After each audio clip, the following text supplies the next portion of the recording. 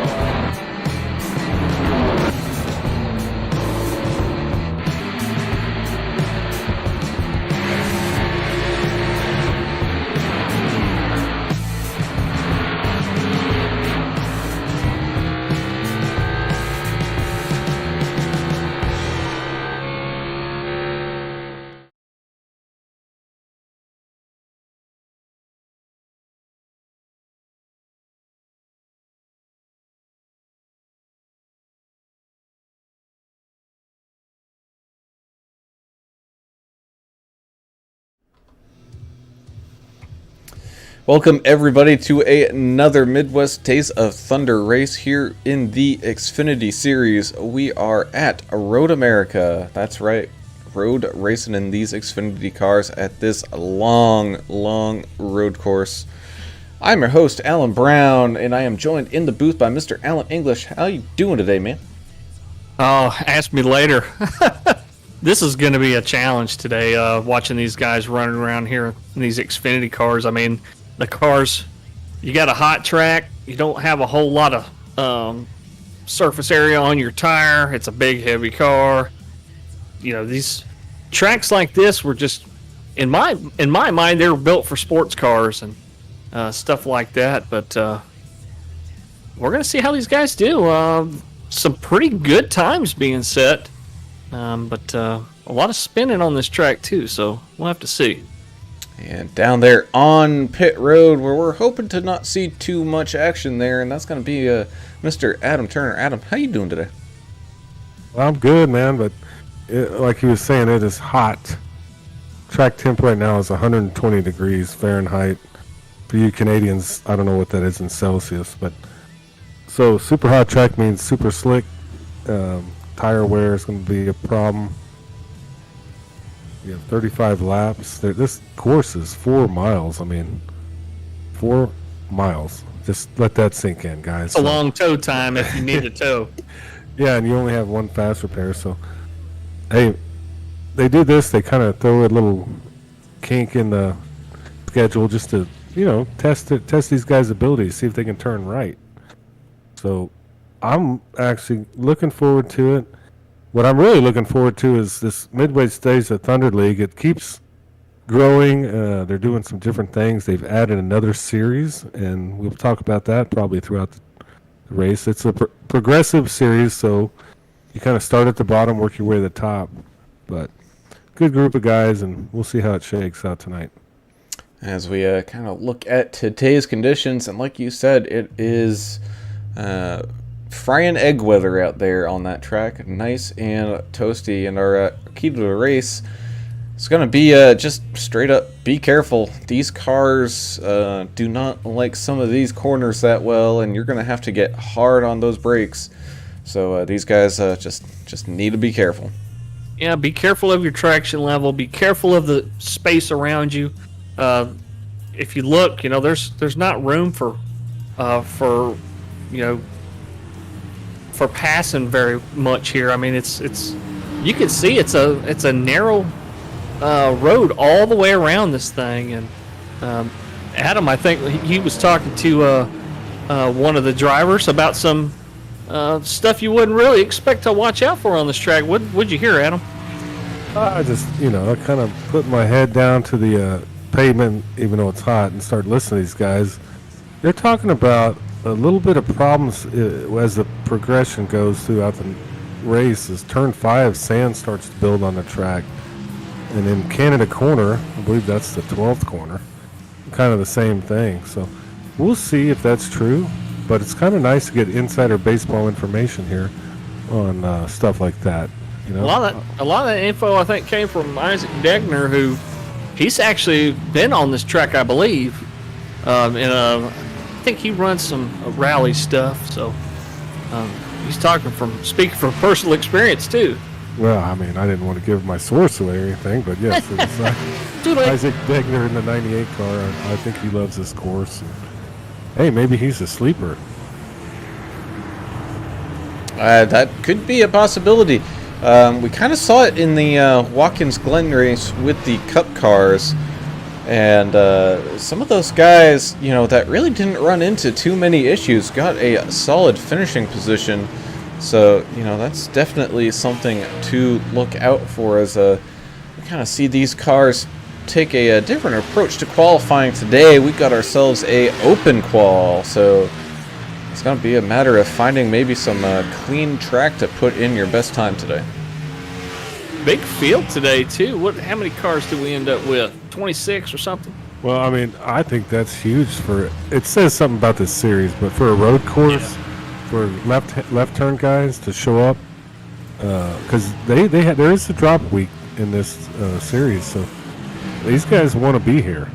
That's the main thing, and we have had a total of 46 participants throughout this season with this group. And we've seen some huge fields, and I think this league is growing super fast, and that's kind of why we're going to have some changes to it next season. As I believe we're going to start getting ready just about for our first times to come in. Looks like Manny is kind of leading that charge and kind of be a little bit of a pace setter here. I mean, we definitely expect him up towards that front. We kind of saw him up at the top at the end of practice. But like we said, it's speed is not everything. It's going to be a game of consistency. See a couple of guys off track a little bit, including a couple of the guys that were some of our top times in practice. Kevin Biggs and seen Eric Fiorello with another off track. It's going to be hard to get a time in here. Maybe that's why they gave him the extra 5 minutes of qualifying, because if you get an off track, an incident point, your qualifying time for that lap is no good. So they're going to have to make a few laps here, I think, to get a good one in. Well, this kind of goes back to my business. We don't want to talk about what my business is, but slow is smooth, smooth is fast. Slow is smooth, smooth is fast. That's actually kind of what I would think of at a race like this. You think you're going super slow, but if you're going smooth and knocking those laps down, you're going to make up some ground. I'd race the track. I wouldn't try to race anybody else on the track per se. It's just my opinion. Ooh, he's smashing his practice time. Look at that. Dropping almost a second here in qualifying. Kevin Biggs having a nice little run here too. He's currently sitting there in second. Ethan Flanagan looking to maybe change his luck a little bit here. He's finished second in the 2 races in a row so far, which isn't too terrible. However, if you're still looking for that all elusive win, it could he'll get there. Yeah, well, I'd like to say thank you to Adrenaline Spike Designs. Those guys are sponsoring this series, Midwest Days of Thunder Xfinity series. Go check them out. Paints and all that stuff. They're really awesome. They do some great work, and they're going to be in for a long one here. A long one is right. We're here for 35 laps, and we did receive word that about halfway they are planning on throwing a competition caution, kind of like a experimental thing just on these road courses, just to see how it stacks the field back up and whether or not it's going to be used more in the future. Because as a car is just kind of going slow on that straightaway as Gary Sack goes flying by. As we kind of saw at that Watkins Glen race, people we had racing all around, but people did end up spacing out quite a bit, and they were looking to maybe trying to get them all packed back together again. Yeah, it's definitely going to have to. Guys are going to be definitely changing the way they drive because of that. Because, I mean, what's the use of killing your tires and burning them up, trying to put a gap on second place or whoever's behind you? If lap whatever halfway, they're going to throw a yellow and knock all that out. So it's definitely going to change some strategies here tonight. Yeah, it's just an added dimension to this. I'd like to thank Big Daddy D. I guess he's one of the guys running this race. I hadn't met that guy yet, but Big Daddy D is an admin here, and he was talking about that competition caution. So experimental. This race will be interesting from that aspect. But they're growing this league. Midwest Days of Thunder Xfinity Series. You have the ARCA Series is the beginner series. Xfinity, and then you go all the way to Cup. But now, for next season, I think we've added, since we have so many great participants, talk about the next series that they're mixing in. Put a truck series in, running the Gander Outdoor Trucks. I don't know where that's going to fall.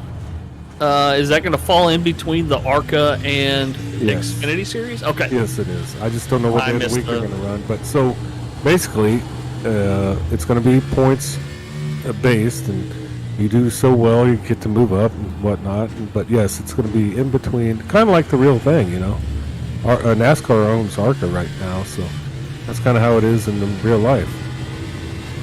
As we're sitting here taking a ride with Eric Fiorello, you can just see that this is a not flat track. There are elevation changes here as he goes through turns number one. They do call this right here turn 2 for whatever reason, and coming down into turn 3 and down this long kind of, don't want to say back straightaway, but we got a very long straightaway here that's going to go very fast downhill into a very hard braking corner, turn number 5, and I think that's where we're going to see most of the issues here today. Yeah, the topography of this track is pretty amazing. So that front stretch where the start-finish line is uphill. Well, after the two 90-degree turns to the right that you make, it's kind of hard to tell when you're in the car, but you can, if you're looking at a map of it, it's easy to see. You're going back down pretty much the same hill. So turn 5, you come flying in there, and like you say, it's a heavy braking zone, and we're going to see some guys in the gravel. Well, and we did. I think you jinxed the Italian stallion from Arkansas, Eric Fiorello, with your topography comment. Oops. Wow. I didn't know the English language from Louisiana knew that word, but interesting. I went to school in Texas. That's where I learned that. Okay, you always got that comeback. But yeah, I think you're right. There's so many turns and elevation changes. These guys are used to turning left, so It's a neat track for sure. yeah, and it's in Wisconsin, and those people like to drink beer, eat brats and cheese, so those are my kind of people up there. Ice fish. Watch the foosball.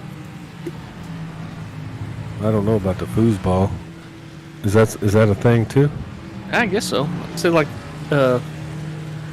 some Green Bay Packer fans up there. Oh, yeah, the football. Okay. Yeah, we call it the foosball down here. Don't you watch The Water Boy? Oh my. Well, maybe 25 years ago I saw it. I don't remember that one. It's on twice a week on cable. On Yeah, basic that's cable. the Louisiana stuff coming out. I can't remember all that stuff.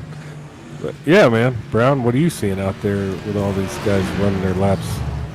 I'm seeing people struggle to A, put in a decent time, and B, just struggle in general.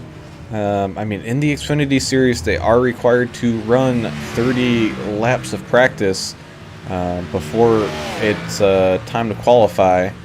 So they've had a week to kind of get this stuff down, but it looks like they could have probably used a month and probably still not have been ready. Yeah, it's a different animal too. Running practice laps by yourself, and then now you're running a qualifying lap with cars all around you. And look at the time differences we have here. You got the fastest lap right now by the 72 is 2:17:43, and you have the 42 of Angel Hernandez just put in a 2:35. So all different speeds running out there right now.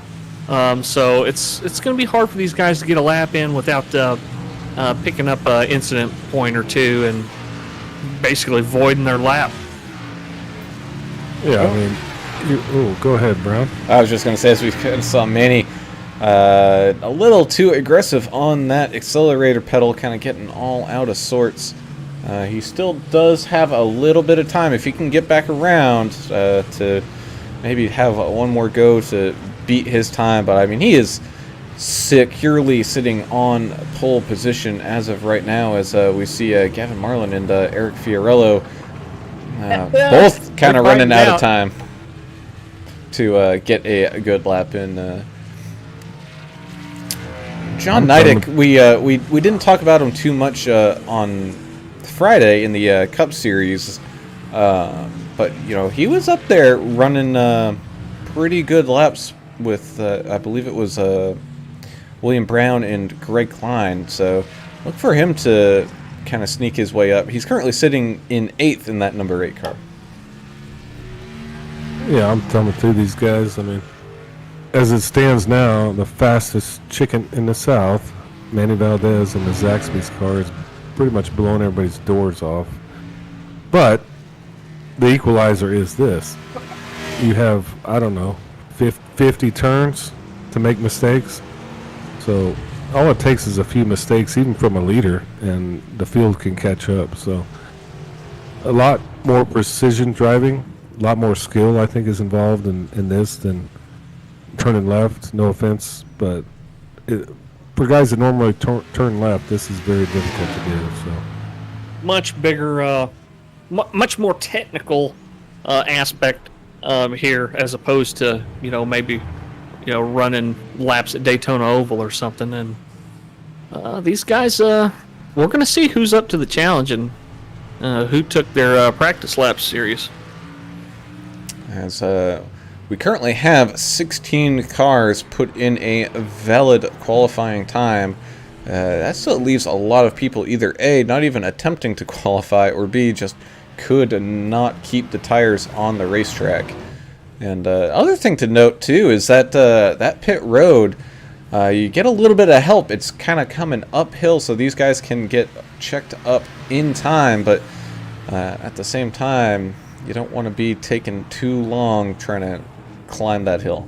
And that little access road to get onto pit road is very narrow. If you're trying to get your car slowed down to 45 miles an hour, and you get a tire off in that grass while you're hitting the brakes, bad news. So these guys are really going to have to concentrate when they come down pit road there, that little access road. So it looks like qualifying is finishing up right now.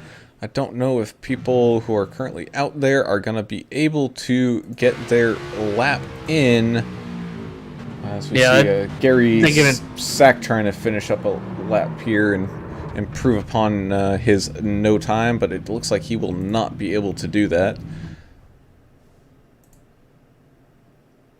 Same thing with Carlos Ramos, who you can see there is taking a interesting strategy of, you know what, if I'm going to be driving a wrecked car today, it might as well be during qualifying and getting used to it now. So, hey, a little bit of practice counts.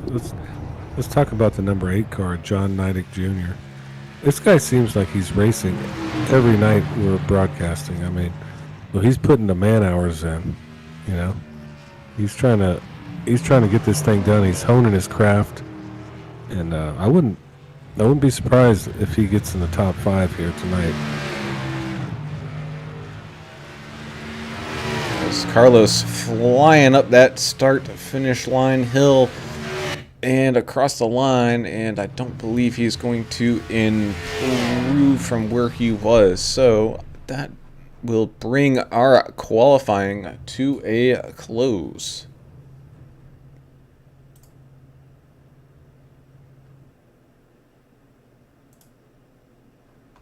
As I think we're just currently waiting on the remaining timer to kind of time out here and get ready to go and take the grid. And man, these guys are going to have a long pace lap, I believe, and it's going to be hard to keep these things under control, getting all anxious and ready that long.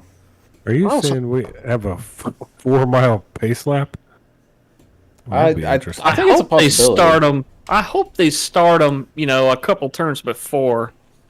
I'm not sure how they're going to do this. Yeah, well, they could always do a standing start, and man, imagine that carnage. Oh, in a stock car? It's a burnout contest. I like fireworks. Yes. I'm going to say, go ahead and let's sign that up for next season on these road courses. Yes. That'd be cool. We'll do random standing starts. You won't know what track it's coming. It could come here. Yeah. It could come at Talladega, Marksville. What is that other start where the shotgun start where they act all crazy? They just you go from the grass and just hit it. Oh, the rallycross mass start where the trucks mass start. What that's called, Overland Star or something. I don't know, but it's amazing. It'd be cool here. Do it the dirt bike racing too. Right. Yep. As you can. Manny talking about himself there. He's fastest chicken in the South. Yes, Manny, you are the fastest chicken in the South. But I hope you watch your rearview mirror a little bit. There's some guys that might be able to catch you here tonight. Well, he might have to watch his rearview mirror in case he wants to drive backwards again, as he finished second place in the race the other night by driving backwards down pit road at Watkins Glen. Yeah, that was pretty awesome. And it does look like we have a nice long 4-mile pace lap here. So wow. we got some time to actually run through your grid today. As compared to the other races here in the Xfinity. Schemes. I mean, talk about these guys. Good group of guys too. So take it away, Brown. Yeah. So winning pole position, no surprise, Manny Valdez setting a blistering time, and the 18 of Kevin Biggs. Also setting a pretty solid time. He's going to be starting there in second. Chris Watkins will be there in third, with the 13 of Andrew Kobe starting in fourth. You got the 35 of Ethan Flanagan starting in fifth, with Eric Fiorello, the Italian Stallion, starting in sixth. You got Carlos Ramos. We've seen him pretty active even when he's not been racing in these streams, so we thank him for watching. He's going to be starting here in seventh. Isaac Degner will be in eighth, with the 8 of John Neidick starting in ninth, and Alan Dixon is going to round out your top 10. 42, Angel Hernandez rolling off 11th. The Sarge, 28 of Gary Sargent starting in 12th. Angry Idiot Alan Kewins in the 60 will be starting 13th. The 77 of John J. Timms, he's one of the MPN guys, starting in 14th. The 64 of Anthony Fry will be rolling off 15th. The 7 of Gavin Marlin rolling off 16th. The 73 of Tim Harmon, another Angry Idiot teammate, starting in 17th place. And rounding out your top 18, the 20 of Timothy Jones. Yeah, and then you have Mike Hornbeck in 19th. He's a yellow and white machine. Looks pretty cool. It's like Brian Privet, number 55 and 20th. Christopher Wages is 21st. Just trying to sort it out. It's a little different on each screen. Gary Sack, the third. UPS machine, 22nd. Stevenwood 23rd in the number 17 car. And, we have technical difficulties all the time. Yeah, I got Matthew Spires. There you go. Yeah, Matthew Spires 24 and Isaac Wilson, who we've seen win many races. And yeah, let's look at his paint machine. Look at his paint job. It's about all about America and giving back, I think. He running the Mission 22 paint again? Yeah, he was. Or he is, yes. Yeah, it's a worthy cause for sure. We've talked about it on here before about veteran suicide and suicide in general, So if you know somebody that needs help, you need to point them in the right direction before it's too late. As these guys are kind of coming through that carousel for the first time here under pacing. Nice Porsche safety car we have here today as is a road course. Heading down this long kind of straightaway through the trees. Look for some maybe passing action to happen in there, especially if someone ends up in the draft. These guys definitely taking your key to the race very seriously on being careful, because some nervous drivers around here on this full pace lap double file, taking it easy, giving each other a lot of room. Yeah, that's also been kind of the little bit of a, I don't want to say an issue, but it's kind of difficult to even at 20 miles an hour to go too wide at some of these road courses and consistently sustain it. So these guys will get stacked back up as they're coming up the hill here in a second. Indianapolis comes to mind right there. The couple of really tight 90-degree turns you got most of the way through the track there. It's not fun right next to somebody. As the pace car pulls off, Manny and Kevin will lead us off in this front row, climbing that hill, getting ready to take that green flag, and away we go. We won't be seeing a yellow flag until about halfway, so this is kind of the time to start to shuffle out and kind of figure out where you belong.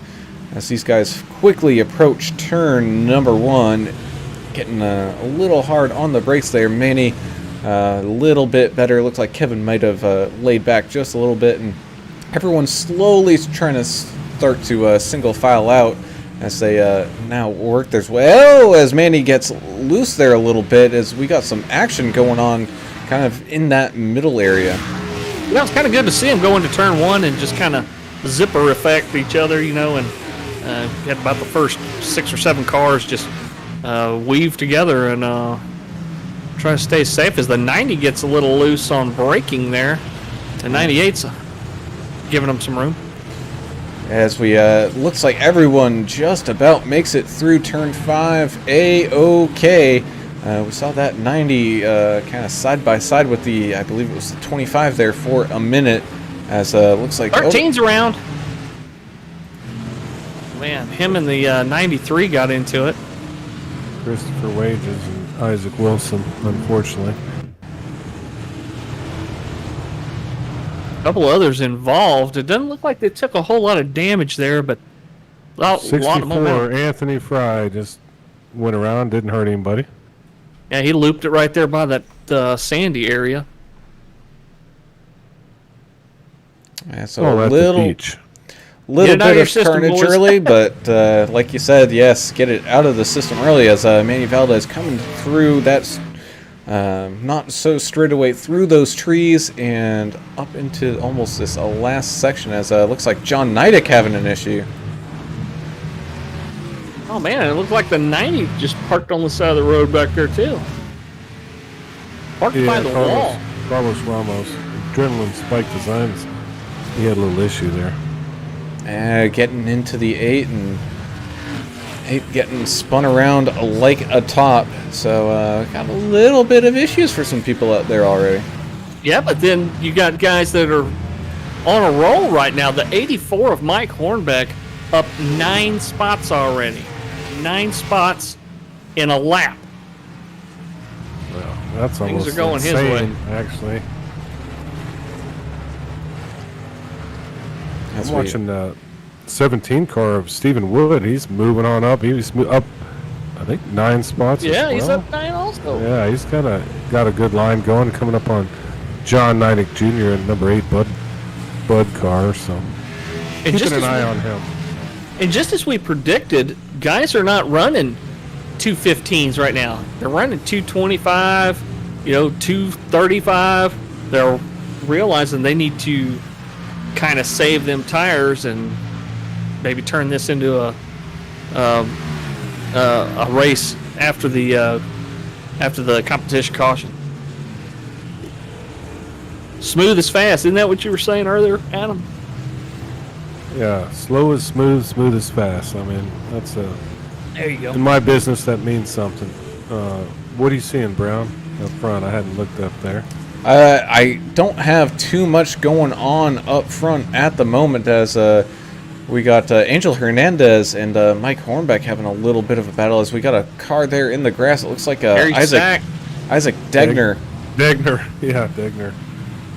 It's tough car, tough track. Gary Yes. Sack in the 89 UPS car still off the track. If he's trying to get it re-fired or what's going on? It's like he may have towed. And Manny currently has opened up that lead to a second and a third. So just a couple laps in, already showing some consistent pace out there.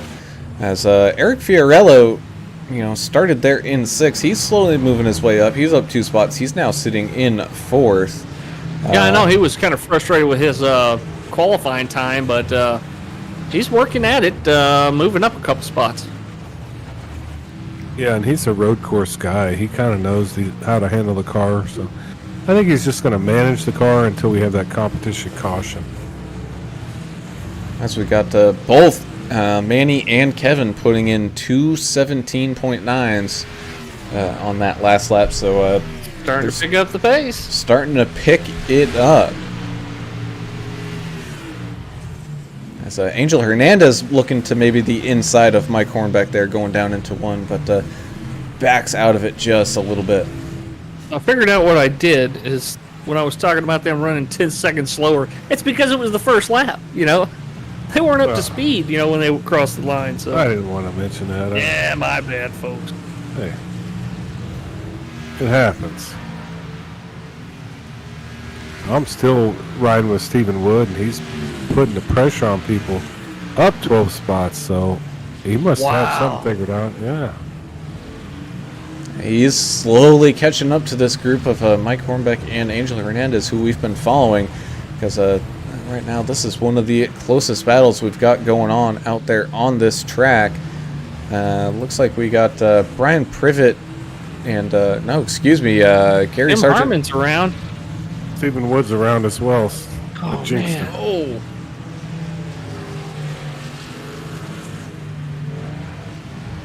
And the 42's off track. My goodness. That hot track, man. I think I don't know if these guys practiced with as hot of a temperature on the Yeah. track surfaces they're 100 experiencing right now. 121 on the track right now. And getting hotter, huh? Yeah, I didn't know Wisconsin got this hot. Super hot. John Neidick negotiating the kink turn. He doesn't really have anybody right around him at the moment, so he's just racing the racetrack.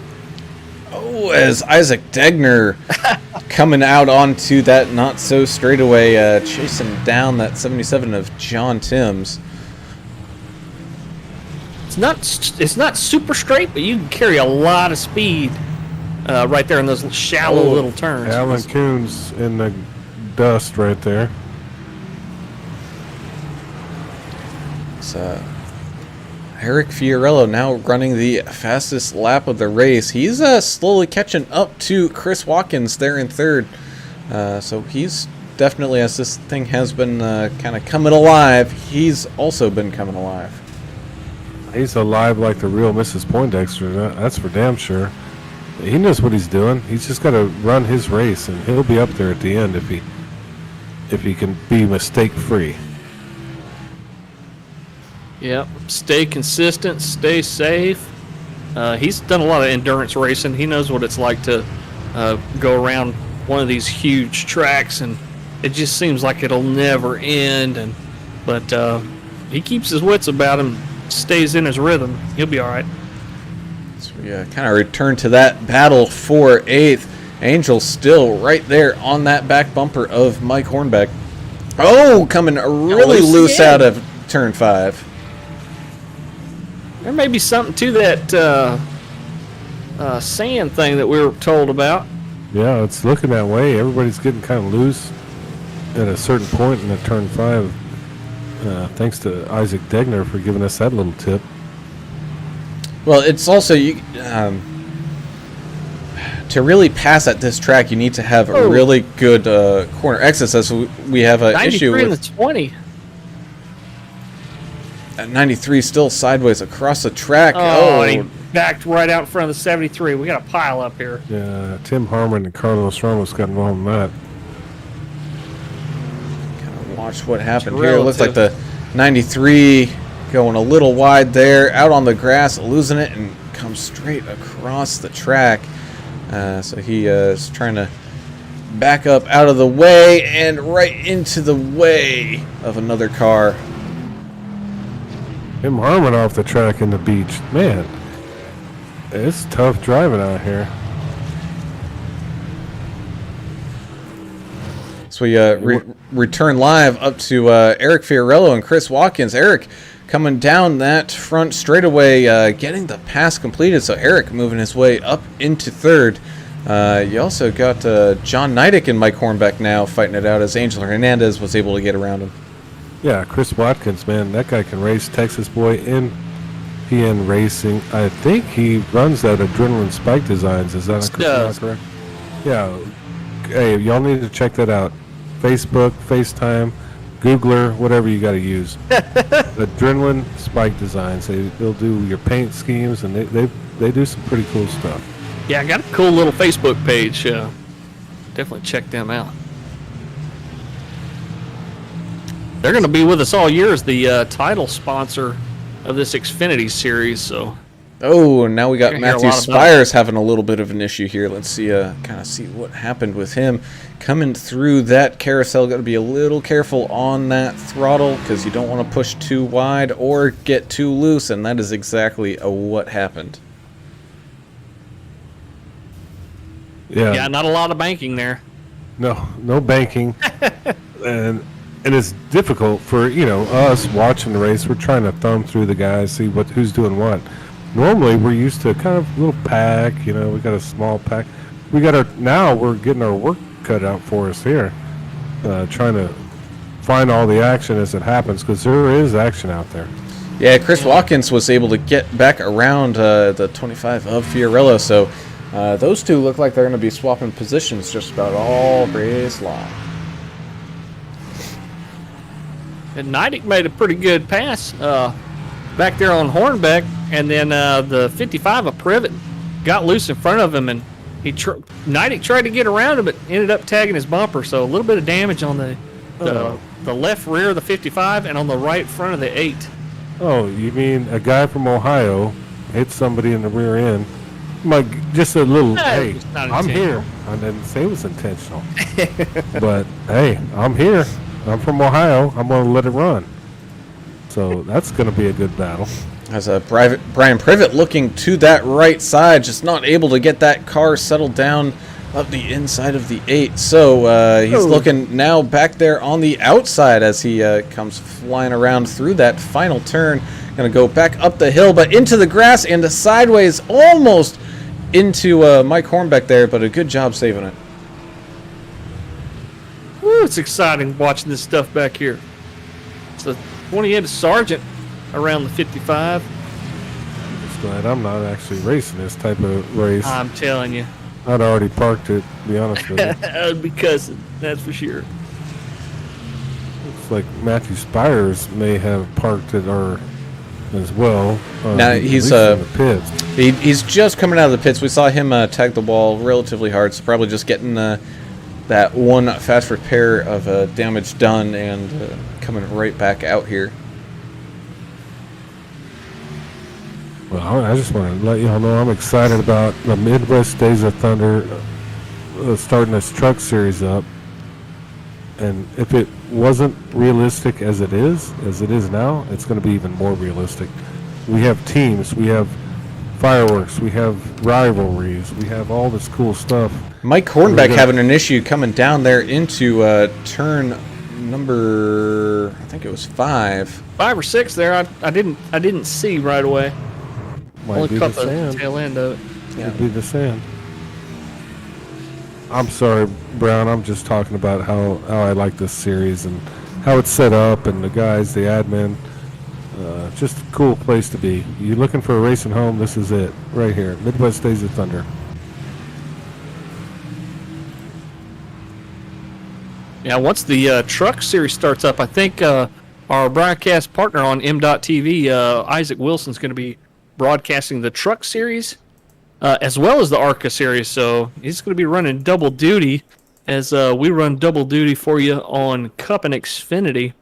It's going to be a fun series to watch, that truck series. I can't wait. Yeah, I think I'm going to get involved and I may start my own fireworks. I love running those trucks. They're fun to drive. I don't want to turn right on them, but whatever. If they make us turn right, well, I'll turn right. Are you saying that we may have to resurrect the Brew Crew idea? Yeah, the Brew Crew needs to be put into place. And I kind of miss racing a little bit with these guys, but I really enjoy watching them because I'm definitely shouldn't be out there with them. They're way better than what I could do.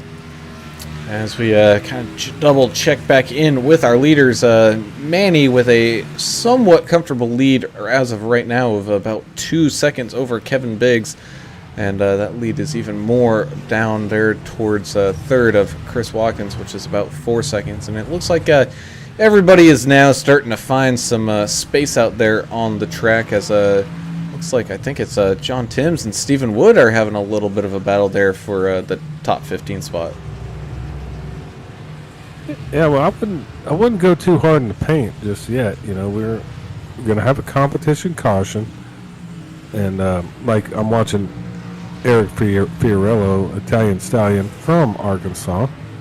He's just kind of running his deal. He's not making mistakes. He's setting P4. Hey, why not? Just ride it out, and then when that competition caution comes out, that's when it's time to shine. Privet getting back around the 8. Looks like the 8 of John Knight may have had an issue there, and the 55 able to retake that spot. And it looks like that 8 of John Neidick has found that nose of that race car into some problems, but still out there running solidly in a top 10 spot. But another person, you know, we don't talk too much about them during the race. That's the 31 of Alan Dixon, just kind of quietly plodding along here. He's up 4 positions, currently sitting in 6th, having a pretty good run. And we saw that kind of out of him at Watkins Glen on Friday as well. Just kind of plodded along, let people by who needed to get by, and you know, got himself a pretty solid finish there. You're exactly right. Dixon's doing exactly what he did at Watkins Glen, which is be patient, take them when you can, and let the guys around you that are running a lot faster than you. And I mean, he's doing great right now. Up 4 spots, 6th. Someone who is not doing well, that would be Mr. Tim Harmon, the Angry Idiot in the 73 car, having an issue coming down into turn number 5. Just not being able to get it slowed up in time, and you can see his car has seen better days. Yeah, a lot of that damage occurred, I think, when he T-boned the 93, who was trying to back off of the, I think it was the 90, or one of those cars that they got piled up together. And just wrong place, wrong time for the 73, and a lot of nose damage. So I wouldn't mind expounding a little bit on Alan Dixon in the 31 car. He's always driving a Coke Zero paint scheme. He's consistent. He's quiet. He doesn't cause problems. Just kind of a great racer to be around. That's the kind of guy you want. You know, Your guy, you know, he's blue collar more. exactly That's what what he I is. kind of think. yeah. I of. think he works. I think he works for a Coke distributor like Eric does. A different one in a different state, but As we have an interesting battle going on between Mike Hornbeck and the 98 of Isaac Degner. These guys have been side by side for a couple corners here, and it looks like Mike is just able to get back around Degner, but Degner looking back up that inside, having a better exit of turn number 5 there, so he's going to have the run coming up that hill, but Hornbeck's going to look to cross him over going back across the track. Chris Watkins, another one of those guys that started in third. He's still in third. He's just clicking off laps, just staying within spitting distance of the front two. He knows that competition caution is coming around halfway, so just kind of chilling back there in third. He's happy with it right now. So, Brown, what you're saying is Dixon and Fiorillo became best friends. They're building bunk beds together because they work for Coke. Better not be using power tools. No power tools. I'm not sure, but both good guys, good race car drivers, and Yeah. we'll see. We're not going to see the end of them here. They're going to be here at the end.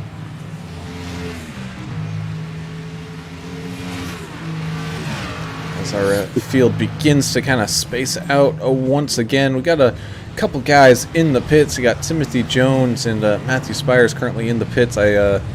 By the looks of it, Matthew Spires has been in there for quite a while. He might be calling it a night, or it just might be a tow time. But yeah, unfortunately for him, he was not having a good day. Isaac Wilson kind of looping it back around. Again.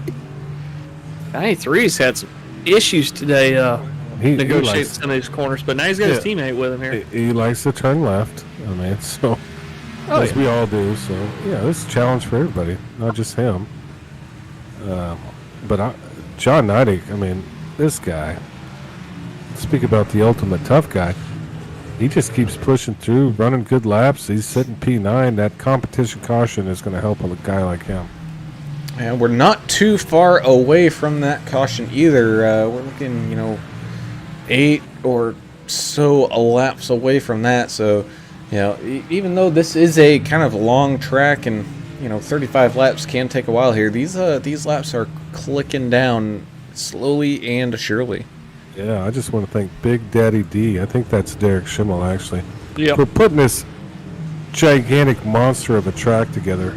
4 miles, 35 laps. I mean, what a monster this thing is. I mean, how long is this going to take? Pretty good little while here. We got a little inside information on the truck series. I'm not going to tell you who our source was, but I'm not going to tell you anything very particular about it. This is still not released, but think about this, Adam.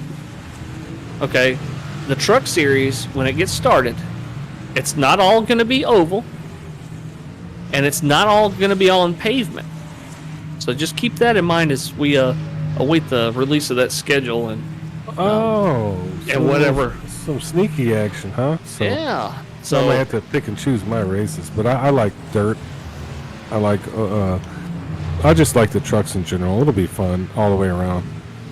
Yeah, we're still waiting to hear from MDOT management what day of the week, I should say, we're going to be racing those trucks on. Well, and waiting for schedule specifics.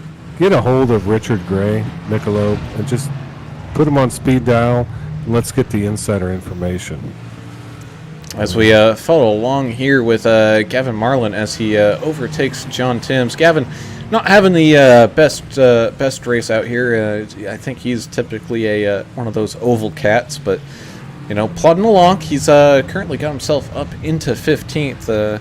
And when that competition caution comes out, who knows? He could be sneaking his way up through this pack as looks like Isaac Degner and Mike Hornbeck have kind of gotten together a little bit. And Stephen Wood and Gary Sargent have closed the gap as well.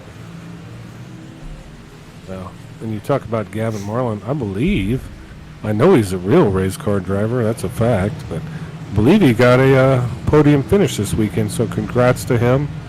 and his father and all the work they put into that, hey, this kid will probably be somewhere someday, and we'll still be sitting here talking about iRacing.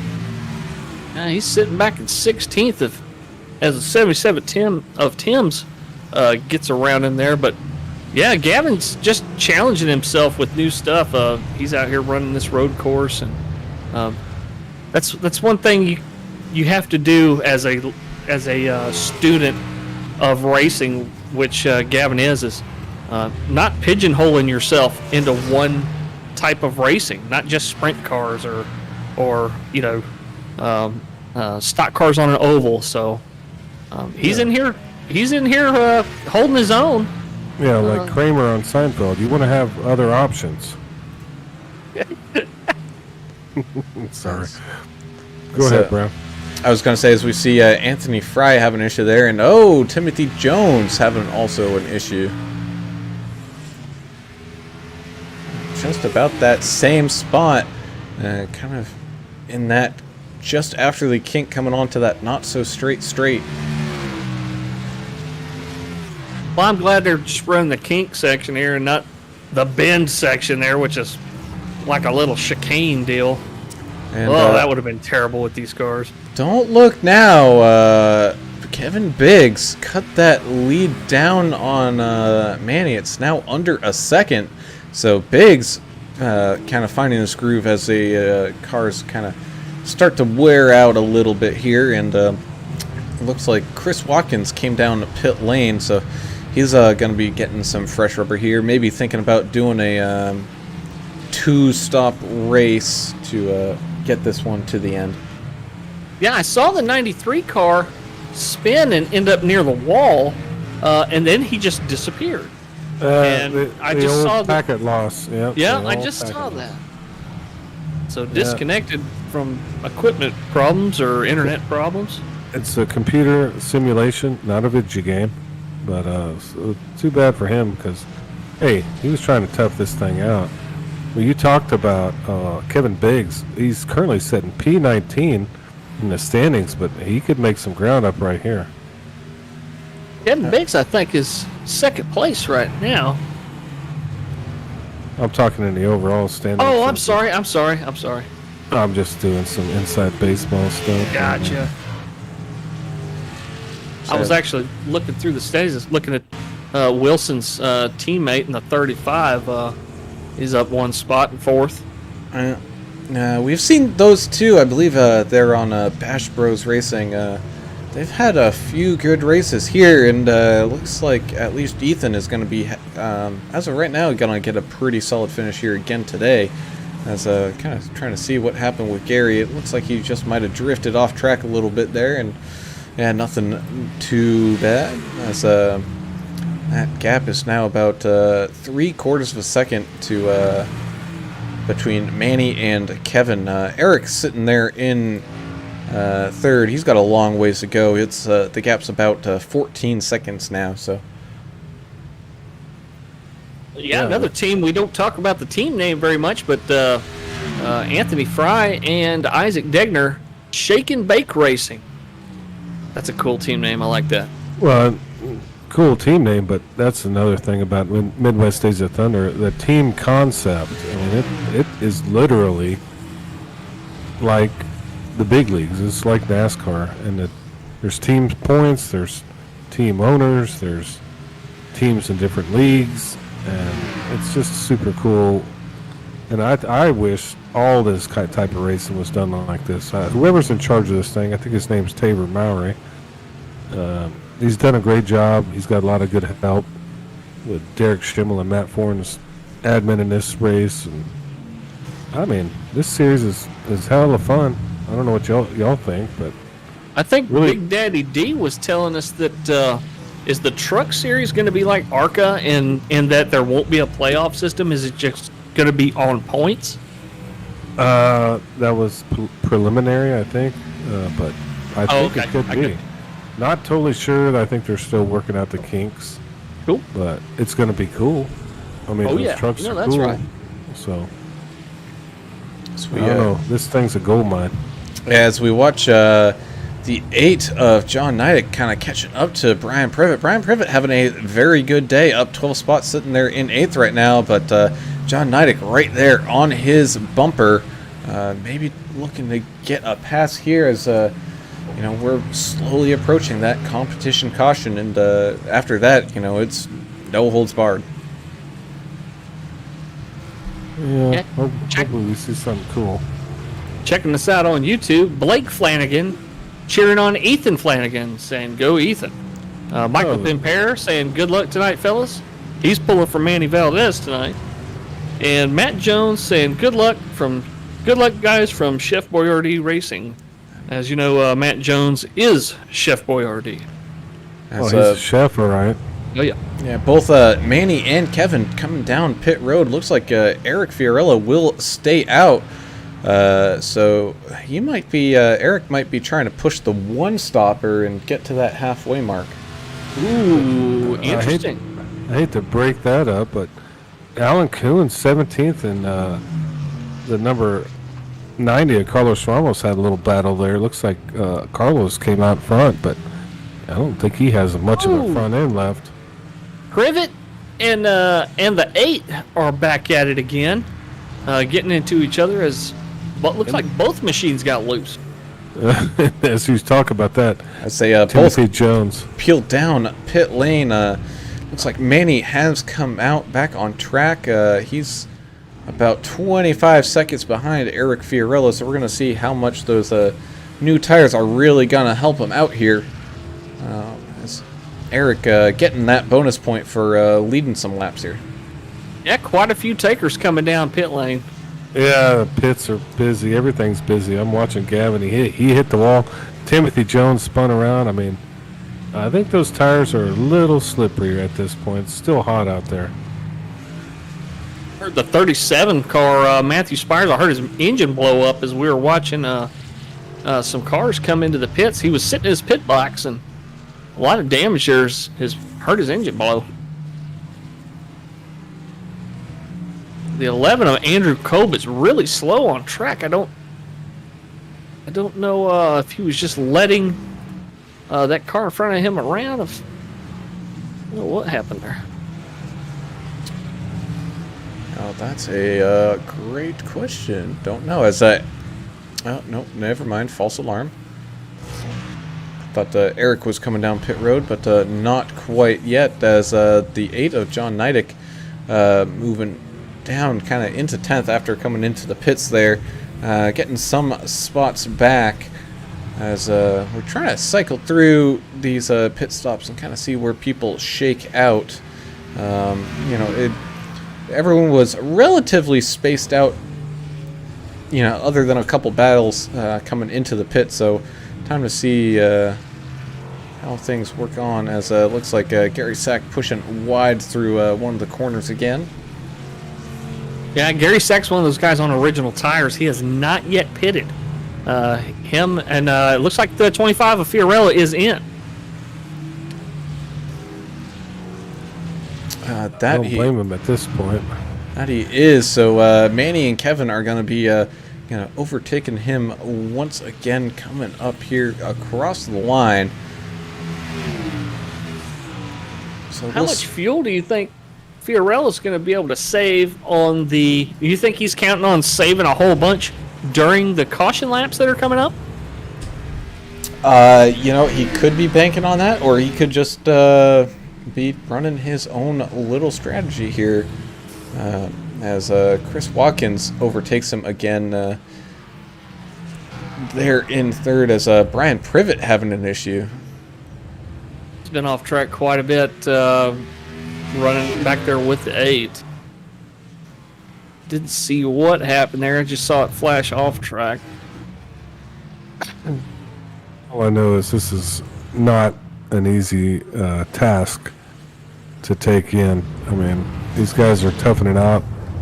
4 miles, 35 laps. It doesn't seem like a lot when you say it, but when you watch it, it's quite a deal. 14 turns every lap. I mean, as Gary Sargent not able to keep it on the track and hard into the wall, coming onto that not so straight. Yeah, it's kind of like the Jaguars. They can't keep it on track either. But it kind of happens out here on this track. So after all these pit stops have pretty much concluded, Manny Valdez back into the lead with about 3 seconds back to Kevin. Chris Watkins sitting there pretty firmly in the third. Eric's about 9 seconds behind him. And it looks like everyone is pretty much spaced out other than if people on separate laps from each other. Something Fiorello might be thinking about too is if he delays his pit stops just three laps or so after everybody else pits. Guess who's going to have the newest tires at the end of the race? Yeah, look at the big brains on Allen. I mean, yeah, you're gonna have to change your strategy according to what's happening on the race. Yeah, exactly. I don't know what their plan is. We actually don't get into these guys' heads because we don't want to give away any kind of strategy. We could just play it as we see it and kind of how we think it may play out. But I'm going to ask you all this. Are they going to give away a wait around? Because are you going to fight for that? You know what I mean? At some point. I don't know. As Carlos Ramos is catching up to Gary Sargent here, trying to climb up onto his bumper. Man, between those two cars, there's quite a few, almost about a car's worth of missing body panels going on. There's somebody built a car somewhere with all the parts they lost. Is looking at the 18 of Kevin Biggs just set the fastest lap of the race right now, 2:17.79. So those new tires, he's got them working. Yeah, it reminds me of Johnny Cash song, "One Piece at a Time." Oh yeah, that's right. Psycho Billy Cadillac. As Mr. Plug-in prod away, it's Alan Dixon. He's catching up to that 35 of Ethan Flanagan, and that's going to be for a top 5 right there on his back bumper as they enter that long straightaway heading down into turn number 5. Looks like Ethan trying to not necessarily block, but take a defensive line down as Alan looking up through the inside down here into turn number 5. Looks like he will back out of it and try again another time. Definitely applying the pressure though. We talked about it. Allen's in for the long haul here. He's playing the long game right now, and he's not going to try to dive bomb somebody and mess up his car and somebody else's just yet. Yeah, but do you think he's playing checkers or chess? I think he's playing chess because here's why. I think he's trying to make him. He's putting the pressure on. He's trying to make Ethan burn those tires up because he knows that young gun's, trying to get him out of his rear view. So make him work for it. Make him burn his equipment up, and then you take advantage at the end. It's like the old bull story. You all know that one, don't you? Oh yeah. He's definitely trying to let other people make the mistakes so he can make the passes. Yeah, but the smart thing about it is you're kind of playing into that as a driver. You're forcing them to make the mistake. So there's some strategy there. Yes, sir. As the kind of fight up there in that top 5 is still a little spread out. Eric Fiorello running consistently quicker laps than Chris Watkins, so those new tires are definitely coming into play. He's made up 4 seconds in the last couple laps here. Eric Fiorello just set the fastest lap with a 2:17.44. So his newer tires coming a little bit into play as he sets the fastest time a couple of laps after Kevin Biggs in the 18. Yeah. What's he going to do at this competition caution? That's the key for Eric. It's hard to tell what is going on in his head. If he pitted at 13, I would assume that he's going to try to pit again like at 25. Or 26. The farther he can push it, the newer his tires will be at the end. So, I don't know. We'll have to see here. Yeah, the other thing to look at, too, is how many people under this caution that we're going to get, how many of them decide to come down pit road. Because if everyone comes down and you're one of the only ones to stay out, man, you're just you're going to end up losing a lot of time that I don't know can be made up on a green flag pit stop strategy. Yep, Yeah. that's correct. Yahtzee. Yeah, these guys are going to be watching what are the leaders going to do, and then either, if enough of them come in, I think you're going to see everybody come fires. If you only get onesies and twosies come in, it might be worth staying out and picking up that track position halfway through the race, and then doing your pit stop later, so you can have some fresher tires as the 89 goes around right here in turn 6. Sorry. He's Yeah. back running though, no damage. That is also a very tricky turn. Just when you think you're out of damage, or out of danger, excuse me, from turn 5, you have to come up a hill into a off-camber corner, and yeah, those cars are very difficult to control up there. Yeah, very cool track. I mean, you really gotta love the. We talked about it during qualifying. The elevation changes, and it's just a beautiful place to visit. It would look like I've never been there, but I've watched IMSA races on TV, and it's a lot like Watkins Glen in that it's a very small town kind of atmosphere, and a lot of vendors out there, a lot of little crowds with lawn chairs. There's a couple of hills. There's one right there, as a matter of fact, where the trees are there, right before you go into 5. And we got our little battle heating up here for first as Manny was getting caught up with some lap cars.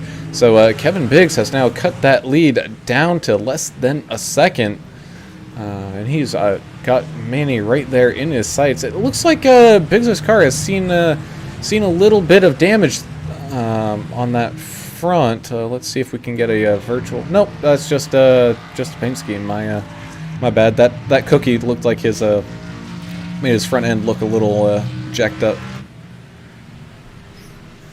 Yeah, it's going to be interesting to see how this restart's going to go down. I mean, going too wide into that first corner, track position is going to mean a heck of a lot more after they throw this caution, which should be coming up here pretty soon. Pretty soon, within the next couple of laps. So all of these guys that kind of got spaced out are trying to fight and maybe close that gap just a little bit, as Eric Fiorello cutting that gap to Chris Watkins for a podium spot down to about 3 seconds. So those tires still looking pretty good, and like you said, we're gonna have to just wait and see on what people do for a strategy as that competition yellow comes out. As looks like Isaac Degner coming down pit road. I don't know if he realizes when that yellow's gonna come out.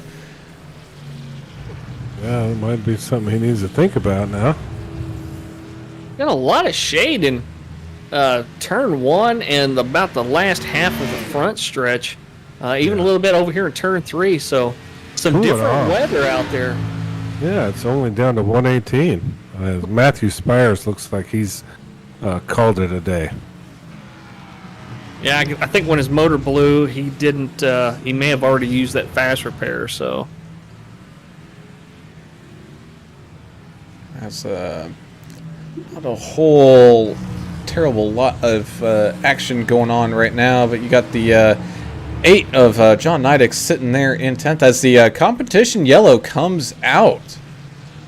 woo, Yahtzee. Now we're gonna see what happens with these strategies.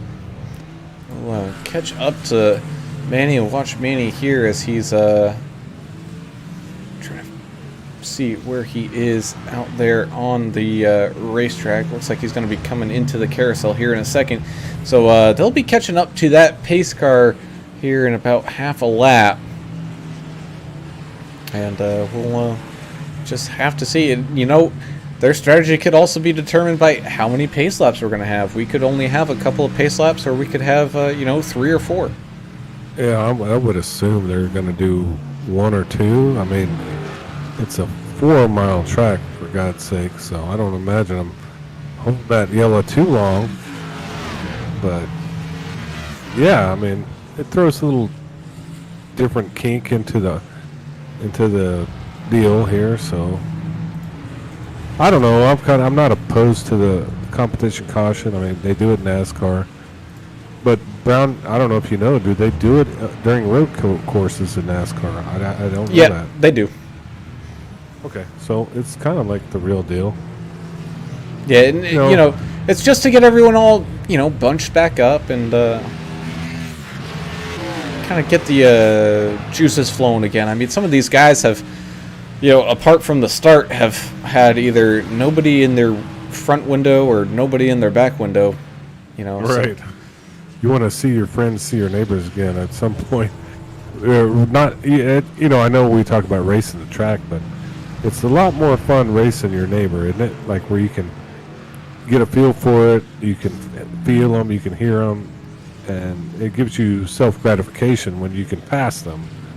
So I kind of like this, and we'll see by the end of the race if these guys like it or not.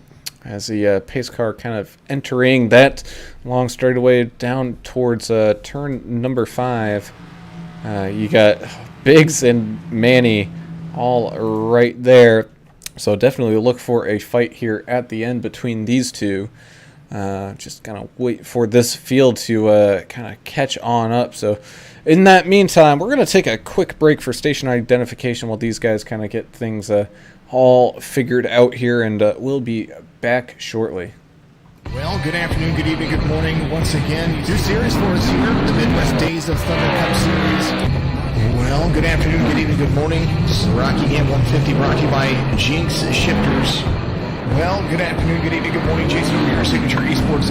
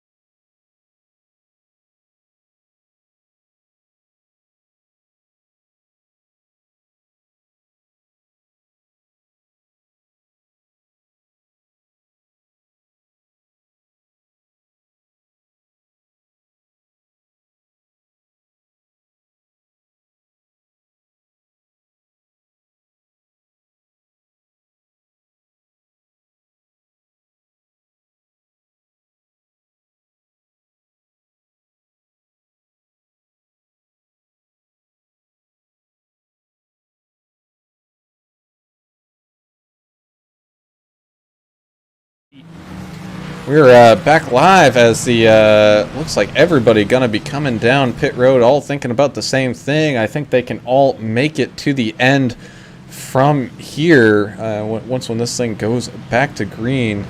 So you got Manny leading this charge down the pit road as we're gonna just sit and wait to see who comes out where.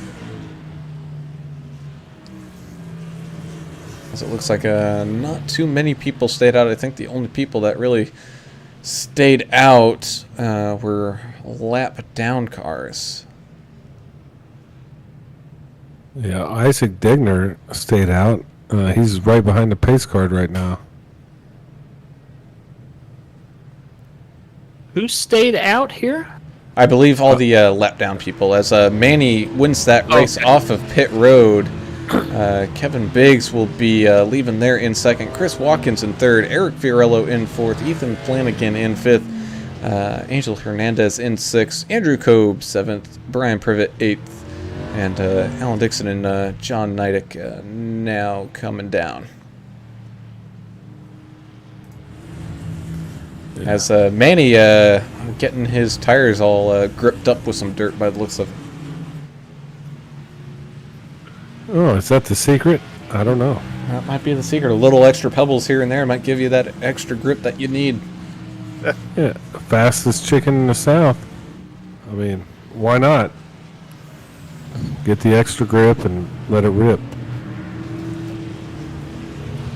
Yeah, it looked like, at least looked like to me, all of the people that stayed out were at least one lap down, so the pit road might not have been open for them yet.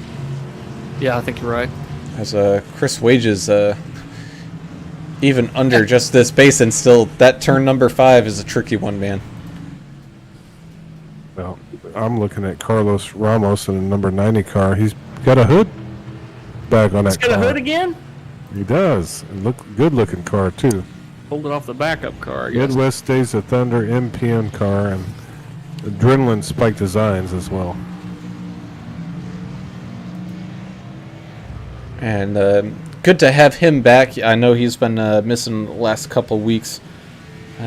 Really wishing he could race with his teammates. He's been very active in the YouTube and the Facebook, and cheering on his teammates. So good to have him here in that race, in this race. And speaking of the YouTube, got a couple more comments dropped in there. Matt Thorne says, "Go number 25." Pulling for Eric Fiorello, I believe. GC Mustang LX, we know who that is. He says, "Good luck to all the angry idiots." And Fallen God 343 saying, "I had to leave. Didn't want to ruin someone else's race." That's the 93 of Isaac Wilson, picking an early out. It happens, Isaac. I've been there. Yeah. We've all been there. Hey, but you had a good paint job. I know we're talking about the 22. Our soldiers. We got to talk about them a little bit. The suicide prevention hotline and all that. If you know somebody in need, definitely reach out to those people because it's a really great organization. And they've made it easy for you. The National Suicide Prevention Lifeline is 1-800-273-TALK. 1-800-273-TALK. TALK is 8255, but it's easier to remember 273-TALK. Or suicidepreventionlifeline.org. Yeah, look at the 17 Stephen Wood. I'm just looking at his paint job. North-South Racing. I'm guessing Red Stick Mike Simone. I'm praying for him. I hope he has power by now. He may not. Down in Baton Rouge, probably did that paint scheme. Yeah, I think he said they got it back today. I believe they got it back this morning in Baton Rouge, but not all of Baton Rouge. I know. Yeah, it's a rough time for those folks down there. Steve Wood's been on a tear, man. He's taking that 17 car up 10 spots. And I saw him make some pretty aggressive moves on some folks, but made it work safely, so. Well, we're going to see some good to have Stephen Wood here. Aggression here. I think aggression is coming. Aggression is going to be coming as we take the green flag again here with 14 laps to go. So, yes, these guys can make it to the end. It's just going to be a matter of do you want to push it early and kind of use up that rubber, or do you want to save a little bit towards that end? Good question. I've never been in that position on a road course. I'm not quite sure. I can't wait to see what's going to happen here in turn 1 between the 18 and the 72, because whoever comes out on top in that turn, it's going to have a little bit of advantage as it's hard to pass here. Yeah, and I think we saw it as that run kind of went along. Manny might have the immediate jump, but then Kevin, I think, is a little bit better on those older tires. Yeah, we'll see how it takes out, how it shakes out as they go into turn 1's going to be a right-hander, so Who's going to be on the inside line there, or on the left line? Is it going to be? Is that how they're starting? Is Manny going to be on the left? I believe Manny will be sitting there on the right. Okay. Yeah, Okay. see, Cool. it's the opposite. You know, Right. it's kind of like driving in Europe. It's totally different for us left turn guys, but yeah, he'll be on the right. Number 2 will be on the left, which Gotcha. it's super strange, almost like a choose rule deal here. But Road America, Elkhart, Wisconsin. I think there's a lot of cheese and cows up there. I'm not quite sure, but I know there's good people up there because I've been there. So, gonna be interesting. Elkhart Lake, huh? I wonder what Yeah. that's close to. I'd have to Google map it later. Use the Googler. I don't know. It's up there in Wisconsin. Here they come through the kink. Get ready. A couple more turns to go here before they head up the hill. Grab a climbing gear and get up that hill to the start finish. And Kinks, wasn't that a band from the 80s? Oh yeah, All right, thought so. 70s and 80s, I think. as these guys come down this not so straight through those trees one last time behind this pace car, we'll be getting ready to go back to the green flag. You got Manny and Kevin up there on that front row with Chris and Eric in the second row. Ethan and Angel going to be in that third row with Andrew and Brian, as well as Alan Dixon and Mike Hornbeck rounding out your top 10. John Neidick sliding down to a 11th, so look for him to maybe make some moves to inch his way back up through this field as these guys come through the final turn one more time, as the pace car gonna peel off here. Here we go. Climbing this monstrous hill, and what goes up must come down, as the green flag is waving. Manny and Kevin leading us off down towards turn 1 on this long straightaway. Looked like Chris Watkins got a pretty good start there on that inside away from Eric Fiorello. But they could also be just leaving a little bit of room. Nice and tight as the 18 and 72 are side by side. Same thing with the 25 and the 19 of Chris Watkins. Looks like the 25 just got a little bit better, as the 18 has to check up just a little bit to avoid getting into that quarter panel of the 72 as they make it down through turn number 3 and 4. Coming down this a long straightaway, coming back down this hill, down into that dangerous turn number 5. Let's see who can outbrake who here, as looks like we're pretty clear as 5 in the wall. the 55 getting a little squirrely, pushing out wide. Done a pretty good job to keep control of it, as he's still squirrely trying to get it all back together. Say the outside wall was the right wall. As the 55, I don't know if he had some help from that 8. Him and the 8 have been getting into it a bunch today. Looks like Timothy Jones also having a bit of an issue there. A little bit more action still on that restart, huh, Adam? Yeah, and you're looking at the top 7 guys are kind of fighting each other right here. I mean, let's turn somebody. Let's make something happen. I want to see somebody fist fighting in the hauler area. Throwing helmets and Yeah, but it was, number 18. Oh, we got a little loose there. Of Kevin Biggs. He's driving a Kyle Busch car, so he might as well just start fighting people, But he's driving like a gentleman. I apologize to Kyle Busch fans. I do like their paint. My son loves Kyle Busch, so let's see what can happen here as they just keep ripping it around this course. As Eric has kind of gotten away from Chris, he's now kind of inching his way up towards Kevin. Manny off. As Eric having an issue into the tires. oh man, every race something happens with that poor 25. It doesn't matter how good he's running. Something always happens, whether it's self-inflicted or wrong place, wrong time thing.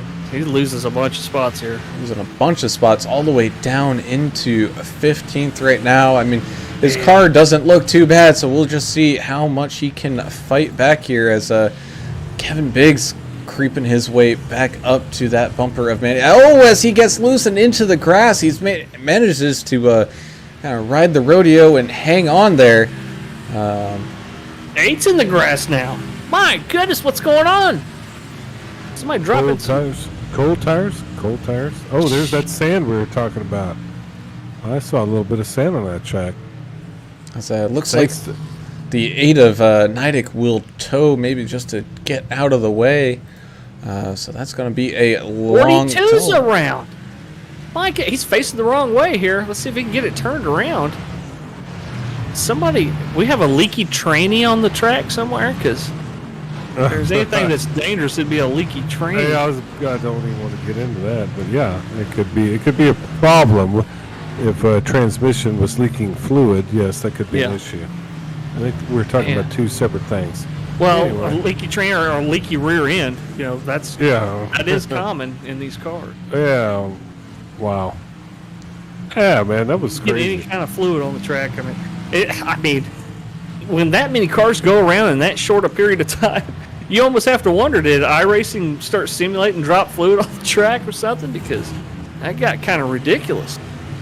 Oh, as the 31 coming through the kink breaks a little loose, able to hang on to it. So these guys are fighting something hard in these cars, and for the most part doing a pretty good job. Just seen a couple loopers as we're watching here. Alan Dixon up into 5th, having a fantastic run. He's kind of sandwiched between Andrew and Ethan. I mean, 31's been solid, man. Yeah, Alan Dixon's always solid, but it wasn't much. But Manny lost a little bit of ground there, and for some reason, it's like he makes a mistake, but he just plows right through it. I'm not sure what's going on in the 72 car, but he's pretty amazing to watch. As Chris Watkins, he's a little bit back behind the leader, about almost 7 seconds, but he's just put in the fastest lap of the race. 35 kind of losing it right there in that last turn, and able to hold on to it as 84 Hornbeck coming up on his back door. Oh, we talked about him earlier, Stephen Wood in the 17. How great of a race is he having? He's up 14 spots. Right now, he's in the race will end right now. He'd definitely be your hard charger by a couple of positions. And Midwest States of Thunder, you get a point for that. There's points for laps led and hard charger, pole position, all that stuff. So it'll help him in the end if he can hang on to that. So bonus points mean a lot later in the season. Kind of look back here at the charge from Eric Fiorello. He's trying to fight his way back to gain anything that he lost. Right now he's back up into 12th. He's on that back bumper of Gavin Marlin, looking to go up the inside, braking hard and late on those on that corner, and looks like he will be able to get away just in time and go down into that carousel. But you've got Ethan Flanagan looking on to the right hand side of Alan Dixon, coming through this kink, backed out of it, and they're going to be single file down this not so straightaway. I like how you call it the not so straightaway, but for Eric, what's difficult for him, he's faster than these guys in front of him, but this track, it is super narrow, super tight. He's going to have a difficult time pushing his way back to the front. It's like he passed another one that went off the track. Looks like Carlos Ramos having a little problem in that 90, and the 25 goes around him. So the 25's made up 5 positions after that hit into the tires and fell way back, and he's working his way back up. There's still a little bit of racing left to do. We've got about 11 laps to go. Got 11 laps to go that time across the line, as Ethan Flanagan again looking towards maybe trying to shoot something up the inside of Alan Dixon, but not quite there yet. Yeah, y'all talk about 11 laps like it's nothing. I mean, that's 44 miles at this track, so I'm good at math, Oh, as the 31 gets loose coming off that corner, he's able to hang on to it, but he's going to lose that position to Ethan, and oh, man, he's going to have to try to fight for that one back. As it looks like the 84 of Hornbeck's going to also get around him, as that's a very long straightaway. As whoa, Allen coming back up that inside through turn number 5. Looks like he'll be able to take it back away. Yeah, Hornbeck with a really solid race too, man. He's made up 12 spots, and he's been up in your top 10 quite a bit tonight. So Yeah. making a pretty good race for himself. I think the real Annabelle Peaches is she's a sports fan. She would, if she knew about this league, she'd be commenting on our YouTube page. So if you have comments, please comment. Let us know what you guys Oh, think as about this Alan race. Dixon gets sideways and Mike Hornbeck Oh, gets no. into him. Yeah, 31 was some pretty heavy damage on his left rear.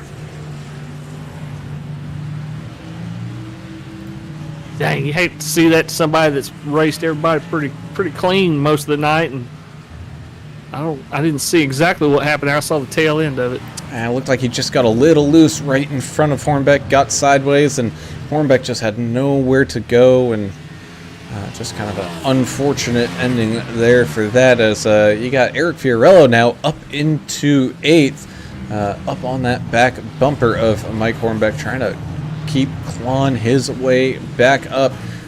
You also got Stephen Wood there right in front of these two. Looks like Mike Hornbeck's going to be missing quite a few panels there up on that front from that contact, so I don't know how his car is going to handle here.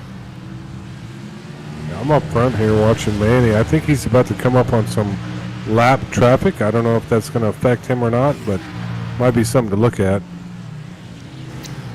As well as Kevin Biggs. He hasn't really let Manny drive away after that restart, as we're entering this 10 laps to go. So Kevin Biggs definitely finding some speed here. Fiorello trying to get around the 84 here. 84 with quite a bit of nose damage, so Fiorello was able to catch him pretty handily in the straight fast sections, but right here in the turns, they're staying together. Oh man, he goes around. Goes around and big contact into that tire wall. Is that a net code thing? It didn't look like they touched. Oh Yeah. man, Eric so had much to going toe. on. That's terrible. And Manny is running into a little bit of trouble up front here with some lap traffic, so a lot of little action here on the track. Races within the race. It looked like to me Eric got his tires off the racing surface, and that grass can be like ice sometimes, and it just sent that car right around, and very unfortunate day for Eric. Really hard contact on the tires again, and it looked like it was undrivable. He had to tow, and man, it sucks because the tow time's probably 6 minutes here or something ridiculous. Yeah, well, he's an angry idiot, and unfortunate for him, I bet he's angry. And, stuff happens. As we Crazy track. take a look as, Anthony Fry goes into the wall, pinballing back across the track. Thankfully, that was right behind the leader, so that didn't affect them too much, and he ended up having to take a tow, so maybe these guys' stamina is starting to wear down a little bit. It's been a long race, and got to keep focused for all 35 laps. Wages went wide back there too, and ended up way off in the grass. Yes, it's hard to keep your concentration for this long, with this many different turns, with traffic all around you. It's definitely taxing on these fellas. We hadn't talked about if you're riding in virtual reality, VR, what we call it. How tough would this be to run a race in VR? It kind of depends. If you can get a break now and then on one of these straightaways, and just if you're able to pull your headset away, and maybe wipe a little perspiration away or something, or get that.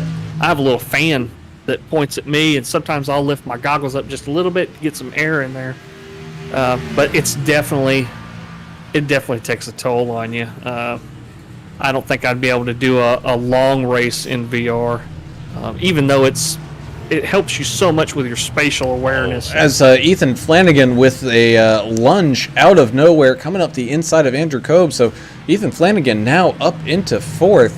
We're going to start calling him Mr. Second for Life after getting second place 2 weeks in a row. If he can manage to catch up to these leaders, he's got a long way to go, about 17 seconds. But we got 9 laps to go, and anything can happen, especially with Big still, a little bit behind Manny, but still right there, kind of putting some pressure on him. Yeah, the 90 of. Go ahead. I was going to say the 90 of Ramos went around, but his teammate right behind him able to lift up a little bit and stay out of his way as the teammates mired back here in traffic. Yeah, Ethan Flanagan gets second again. We'll just call him Cal Naughton Jr. So, man, Kevin Biggs is putting the pressure on the fastest chicken in the South right now, and I think he's trying to make him burn his tires up. Pretty good battle up in the top 2. Oh, and Tim Harmon having an issue. Yeah, it looks like he had to tow. Man, another angry idiot down. So not a good day for those angry idiots. It looked like it was going pretty well for Eric until this last restart, and I think that might have been some of that pressure from getting everybody all clumped back up and a racing mentality going again. Speaking of pressure, the 55 putting it on the 84. You seeing this? Yeah, I'm seeing Man that. alive. But what I'm seeing also is the number 11 car of Andrew Cobb. We don't talk much about him, but he's P5 at the moment, just kind of running his laps, and it's going to help him out in the standings. He has stayed top 5 all race long. He quietly up there in that number 11, keeping clean and just doing what he can to keep in the top 5 and walk away with quite a few points tonight.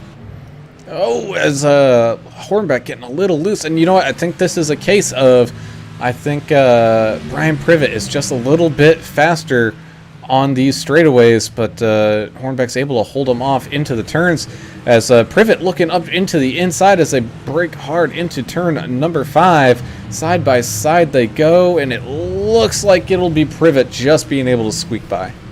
Yeah, we saw that earlier with the 84 and the 25. 25 could run him down pretty handily on the straightaways and the high-speed sections of the track. But then the 84, even with that front end damage in the turns, he was definitely he definitely knows how to brake in these turns. Yeah, that's a really good battle. And Privet's back end kind of looks like one of those Japanese folding paper Origami. Origami. That's what it looks like, But he's making the best out of it. As we take a look back here for the battle for 11th, you got Isaac Degner and Alan Kewins. They've been having a little bit of a fight. It looks like Isaac getting just a little bit loose, maybe trying to apply that throttle a little bit too early there. So, Isaac could still fight his way up into a top 10. And the 90 loose again off track. MPN not having the greatest of runs here, except for Watkins up there in third. His teammates kind of struggling tonight. Ramos and Tim's back here. I think everybody's struggling, so I wouldn't put it on them. I mean, definitely not. This is rough. Tough track. Now, and if you're Chris Watkins, you could almost put this thing on cruise control and just ride around here. You're almost guaranteed a third. He's got 10 seconds up to second, but almost 13 and a half, 14 back down to 4. So I think that's where we're going to see where Chris is going to finish today, unless something crazy up in front of him happens. So great day from him, starting in third, and as of right now, it looks like he'll finish in third. So pretty good day. Talked about Adrenaline Spike Designs. That's his brainchild, and they do a lot of cool custom paints for cars. Look them up on Facebook. Adrenaline Spike Designs, our title sponsor this year for Midwest Days of Thunder Xfinity Series. So we take a look back up for the lead. The gap is now 0.6 as Kevin clawing his way back up to Manny. These guys, man, this one might come down to the end, which is what we'd like to see. Gary Sargent nosed into the wall back there. Man, tough break for him. Yeah, you shouldn't put a Jaguar's helmet on the front of your car. Just my opinion, personal. But tough break for him. What do you think is going to shake out here? They got two yellow cars, one Zaxby's machine and M&M's machine, fighting it out. And are they going to wear each other's tires out? Are they going to get to where they can start beating and banging each other? I think they may be waiting for some last lap activities here. The cars off the track here. The 90 off again in the sand, and the 98 getting loose, but he's able to keep it on the track. So that's definitely something we're gonna. Oh, as Manny coming down pit road, Kevin will follow. So I think these guys might. These guys might not have been able to make it there on fuel. Wow. Well, this is going to be a different deal here because Chris Watkins pitted on 19. What? That's surprising, right? This just throws a little different look at it. So cool. Chris Watkins, maybe realizing where he was sitting in third, able to save that little bit of fuel that he might have needed. So he could end up taking a win away from these guys as, both Manny and Kevin coming down pit road. Still got quite a few miles to run here still. Biggs just only took right fronts, right tires, not right fronts. Right sides only, okay. Biggs did, so he's got a jump on him. Looks like Manny taking full service, so that's 5 seconds that he's going to lose to Manny, or that Manny's going to lose to Biggs right there. Yeah, but I don't understand the strategy. This isn't a left turn track only. I mean, you're right, only taking rights may not pay off here. 5 seconds might be enough, though, to make up the difference. I don't know. We'll see here. Do you think a couple of these guys up here, Watkins and Flanagan, do you think either of these guys were like short shifting? And because you can save quite a bit of fuel short shifting. It's totally possible as Andrew Cobb is on that back bumper of Flanagan fighting over second. But, they also have Biggs and Manny going to be flying up behind them on fresher rubber. Manny being even more so. Well, that was something we didn't expect, right? So that's kind of cool. Totally different than we thought how it was going to play out. So it's going to make for some interesting last 5 laps. Yeah, I might have spoken too soon when they all pitted on 19. I thought they would all be able to make it. But apparently it does not look like that was the case. John J. Timms is sitting back here saying, shoot, I can make it all the way to the end here. He pitted at 25, and he's sitting happy in 9th right now. Pretty good recovery for a couple of these MPN guys. Boy, that'd be something, wouldn't it? I mean, how's our Facebook and our YouTube's doing? Anybody got any comments? Not a whole lot of extra traffic here. We had a Newman fan 316 said, only if my pedals didn't break. He was looking to run here tonight as well. Pete Van Sprundle saying, can you show interval instead of best lap? It's a question for you, Mr. Brown. Oh, Sneaky Pete trying to sneak something in on us. Hey, Sneaky Pete, once you stick to turning left, we're turning right and left here. There's a lot going on. We appreciate the constructive criticism as always. Brown, what you got in your bag of tricks there? First, I will say that Manny has passed Kevin Biggs back.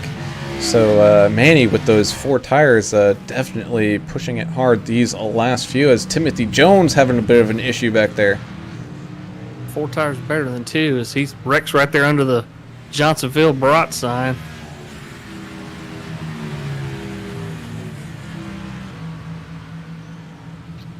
But yeah, the question is, does Chris Watkins have enough? He's got a 20-second lead over Andrew right now as both Manny and Kevin are slowly creeping their way back up. And you think he's sweating right now in that Texas heat? I'm pretty sure he is. I know I would be, as Manny getting around Andrew again pretty easily because of the fresher rubbers. So, the question is, Chris Watkins, do you have enough? Pete Van Sprindle says, thank you very much. He appreciates you swapping that out. It definitely gives us a lot different perspective when you're able to see that interval up there. It's kind of neat to be able to switch it around. That's the where's the beef, man. I love that guy. He gives us a lot to talk about during the Cup races. He's in the top tier of this Midwest Days of Thunder series, so we have a lot of fun with him. I know he's in New York. I think it's Long Island. Yeah, I think he lives in Long Island. Yep. Yeah, so it's got to be a tough guy to live up there. So we have a little bit of a battle here for 6. You got Brian Privet been kind of bouncing up and down on that bumper of the 17 of Stephen Wood, trying to sneak his way back around as Andrew Kobe still hasn't quite finished his battle with Kevin Biggs quite yet. So Andrew Kobe now coming down pit lane, so I think he might have realized that he can't quite make it. Yeah, Watkins sticking with the strategy out there. He's also got some clean open air track right now. And again, you know, if he's able to, especially at a long track like this, you can save quite a bit of fuel. Stephen Wood, 16 positions gained on the day. That 17 car is now in 6th place. Yeah, he's moving north-south, I think is his paint scheme. Looking sharp. He's ready to pounce. Hey, Brian Privet, don't sleep on 55 car. He's up 14 spots. Yeah, they just did a little swapping positions there. As looks like Pretty the 17 tight. maybe trying to work his way back around, faking one way, looking back the other. Looks like he's going to try to maybe make a move here on the outside of turn number 1. Braking a little late. 55 going down into the grass under braking and just losing that little bit of traction. That's going to give a 17 back that 6th spot. Yeah, the 55 was trying to stay with him with the brakes there and just got a little wiggly. All right, let's see some fighting. Let's do it. Or throwing helmets and throwing hands. Is that what you want to do? Yeah, bring Jimmy Spencer out here and let's do this thing. All right. So the gap up to the lead is now down to 14 seconds. And we're going to have 3 laps to go here as soon as Chris Watkins crosses this line. Again, you gotta He's be committed. You gotta be praying that fuel man really emptied that plastic container that they use there on the pit road to dump this fuel into the car, because he's going to be using every single last drop. There's no looking back now. I mean, he's got this strategy. He's sticking to it. He's the only guy out here on a 2-stop strategy. So, man, alive, he's got to be saving as much. He's doing a lot of clutching in and coasting. I'm watching the relative with Manny, and Manny's just moving and moving and moving. So, hey, let's see if it works, man. I'd love to see Chris Watkins, Texas boy, finish this thing out. But I think Manny's going to have something to say by the end of this thing. As the 98 of Degner trying to get a lap back here, and you can definitely see Chris, he is saving fuel as much as he can, as Brian Privet having a bit of an issue down there, exiting that not so straight. Yeah, the not so straight got him, but he got it back on there. Watkins telling the 98 on the radio, "Go around me, go around me, go around me." He's really trying to coast as much as he can and save as much fuel as he can as he lets that lap car around. Maybe trying to get a little bit of draft off the back of that 98 as well. Yeah, the gap is now 10 seconds as they're about halfway through this lap. Oh, as the 98 goes around right in front of him, and man, if you're the leader, that is something you do not want to see. Watkins definitely did not want to see that in front of him. Gavin Marlin went around a little bit, P11. Well, they're trying to get racy out here. So there's some lap traffic now between Watkins and Manny. and Biggs for that matter. If you're Watkins, you want him to be slowed as much as possible. So we'll see if the 98 and the 60 affect Manny's run, as he's now, 9 seconds behind the 19 Watkins. A couple laps to go here.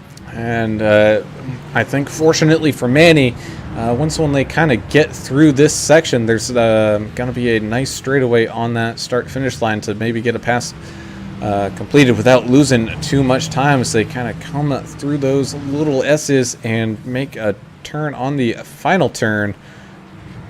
And he's going to be there on that 98's bumper, a lickety split, and looking up that inside and trying to get a runoff. To deal with up here as well. Well, Isaac Degner, he just passed, but Isaac Degner does not give up. He knows this track, so we'll kind of see how that works its way out. But he's passed him at this point. As we now have 2 laps to go, the gap is just under 7.5 seconds. Chris Watkins saving fuel for his life. The question is, will he have enough to even do a burnouts at the end of this? No, absolutely not. He's going to be running on fumes, I guarantee you. Andrew Cobe back up onto that back bumper of Ethan Flanagan. Saw Cobe having a late pit stop, so he's on a little bit fresher tires. Flanagan pitted on lap 30, so but it looks like Flanagan might have only taken fuel at a 5-second pit stop. Yeah. So Andrew might have the fresher rubber there to sneak his way back up into 4th. As How about Watkins running on 10-lap older tires? 10 laps, that's 40 miles, folks. 10-lap older tires than Manny, and he's still outside of 6 seconds here. As you did see Manny just enter that camera frame as they went through that corner. So he's slowly but surely making that ground up. But, there's slowly running out of time. Valiant effort by the 19. Even if he doesn't stay out there and take this win, man, what an effort by the NPN number 19. He's coming down this not so straight again. Manny just lurking there in that background. Gap is 5 seconds, actually 5.2. Going a little deep there into that turn, but manages to hang on. That's going to cost him a little bit of time as they come up into this final turn. Going to be taking the white flag here as 19 climbs this long hill. The gap is now down to 4.7. I think he's still got something for him. I think the 19 can pull this off if he can't hold anything back on this last lap. No, there's no saving anything. Gun it, you run out of gas, who cares? Gap down to 3.2.1, 3 seconds, 2 seconds. Oh, Manny man. clawing his way back up to Chris. Ooh, man, is there blocking in right turn racing? I don't know anything about this. This is going to be interesting. If there wasn't, there will be now, as gap is 2.5. Kevin Biggs pretty solidly there in 3rd. I think he's going to take away a 3rd place finish here. He's got a pretty good gap of about 10 seconds behind him. He's got a half a lap behind him before there's any cars. Oh, man, he got in the sand. He still manages to hang on to it. Gap is down to a 2.6. I can't stand it. I mean, we knew we were probably in for a great finish, but we were expecting, a fight between Manny and Kevin. It's now a fight between Manny and Chris. Chris hard onto the brakes down into that turn before the carousel. Gap is now 1.1. Man, I'm watching like a fan. I'm on the edge of my seat. It's like, I know we're supposed to talk here, but man, this is badass. Gap Less is than now a second. just less than a second as we come through the kink down this not so straightaway. Chris just getting a little bit of loose. His tires are old. They are screaming at him. Half a second lap time difference, 0.3. Come on, Chris. As we got a parked car on that inside, he's going to stay there. That was Gary Sack the third as Chris coming through these little S's. When he gets out of the way. As the one more turn left to go, making this turn up this final stretch of the hill into the grass. 19 hangs on to it. The 72 gets into his back bumper. We're going to have a drag race coming up this hill. The 72, I think, is going to be able to steal this one away. And Manny crossing the line. What an effort from Chris. And looks like Kevin Biggs will be able to take home third. What a race. The 19 just got a little bit in the grass and got crooked, and that sealed the deal there. Manny gave him a little tap going into that second to last turn, I believe it was. And yeah, but it was super clean. He wasn't trying to spin him. Oh, man. Dude, Chris was looking at that rear view mirror. I've done that before, so. Man. And what about Stephen Wood up 17, fifth place? So, Steve Wood will be your hard charger. Wow, man. Taking home a top 5. No fireworks, man. No anger, I don't think. So, hell of a race. Great. As we just kind of sit here and wait for our drivers to join us here in the kind of podium box to get pulled up. And, man, you still got to... Manny, what a fight, clawing his way back, essentially 20 seconds in those last, call it 5 laps. And Chris, just hanging on, saving whatever he could. And, you don't see a lot of close finishes at some of these road courses, but that's going to be one for the ages, that is for sure. Especially one this big. I mean, Chris Watkins knew that he had to take a chance, and that 2-stop strategy was really a big risk that only he took. So he was really hoping it would work out, and man, it almost did. I mean, just for him to drive that well on 10-lap older tires, you got to hand it to him. I can't say enough about how great that 19 ran. Yeah, I mean, he had his own strategy, so it damn near worked out for him. And a little sad it didn't. But, man, he was looking at rear view, that last turn, and Manny took advantage. There was no foul play. Oh, no. No, unlike what I normally would love to see is foul play, but no.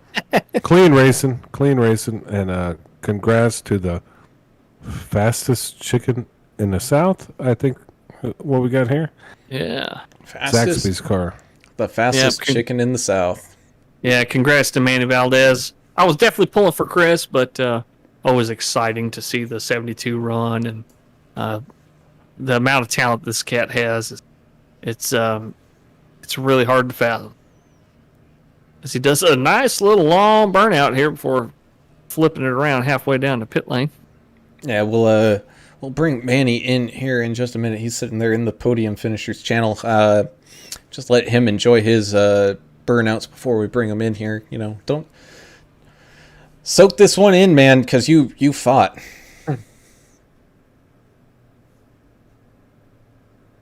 Yeah, a lot of fighting here at the end, and man, that was a long race. I mean, we're looking at, I don't know what time we started. It seems like damn near 3 hours. It was a good long while ago. Oh, he blew the engine up. That's how you finish it, Manny. That's how you finish it. So, we will bring him in now. That would be Mr. Manny Valdez, not finishing backwards today, finishing in the correct direction and picking up the win. And man, we got to give you props. We knew you were quick, and we kind of figured that we'd see you and Kevin kind of fighting it out there at the end, but we weren't expecting to see you make up 20 seconds and catch up to Chris on that last lap. Yeah, that was hectic. I'm honestly surprised I caught him. I was like, the whole last 5 laps, I knew, okay, I'm fine on fuel now. I can just push it as hard as I want. but I had no idea if Chris was good or not. So I'm just sitting there catching up to him slowly. I'm like, okay, does this guy have enough fuel or not? So I mean, I don't know how he did it, but he saved almost 2 laps of fuel from at least the fuel mileage that I was finding out. And somehow he managed to save a lot of fuel, and he was definitely gonna make it to the finish under power. Um, so the last couple turns, man, I am pushing it. I mean, I'm pushing it, and we got to him and gave him a little bump, and we we both shot it off the track, and then we both ended up getting back on the track and finishing out that race in a little drag race. That was it was pretty fun stuff. Yeah, there's so many things you could have done right there in that last turn. You could have just sent it straight into his bumper and send him off the track, but you just gave him a little bit of tap and put some pressure on him, let him know that you're there, and maybe loosen him up just a little bit. As usual, Manny, pretty classy racing from you. We appreciate the sportsmanship that a lot of you guys show, and it's the reason we like watching you guys week in and week out. Yeah, thank you, man. I never really want to dump anybody. Like I'll give them a bump here and there, but I mean, I don't race in Xfinity. I'm not racing for points tonight. I'm just racing for a trophy. So I figure, I'm not gonna just dump him and, completely kill that dude. At least the chances of, finishing top three, just because, just for the win. So I figure, okay, I'll give him a bump. Let's see what goes down, and we found a way by him. Yeah, you got by him, that's for sure. But I mean, we've been watching you since you've come into this league, and you've grown. I'm going to be honest with you, and man, you're running really classy, and you kind of, I think you got this thing figured out. And congratulations on this win, and just super happy to watch you. Yeah, just to watch the progression of what you got going on, and you're doing a great job out there. And you got any shout outs or anybody you want to talk to and say hello to? I definitely like to say hi, or I guess thank you to Davey Hendricks for always kind of pushing me to be better in ARCA.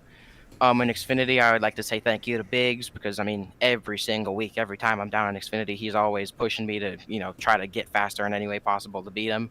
And obviously Lance Hill, because that dude is always pushing me to just, gain a 10th here or there. I mean, at Watkins Glen in the practice sessions, we were just, we were putting down hot laps, and we just kept bouncing off each other, going from like a 13.7 down to like 12.9, just trading back and forth, gaining a 10th, half a 10th here and there, just trying to beat each other in every way possible. But, just thank you to everybody that's pushed me to really improve my racecraft, figure out, okay, what do I got to do? When do I got to do it? How am I going to do it? And just all around making me a better race car driver. All right, Brendel said on YouTube, that was awesome to watch, and I have to agree with him, Alan.